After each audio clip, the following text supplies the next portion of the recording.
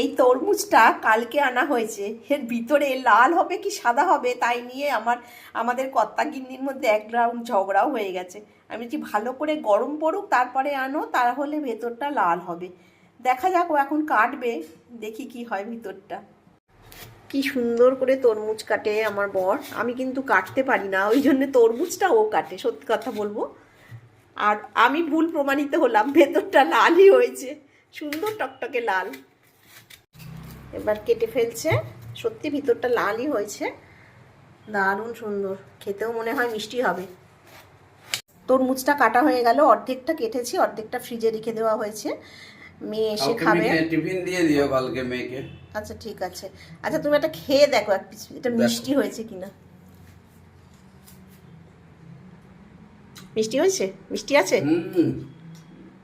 দারুণ মিষ্টি। তাই?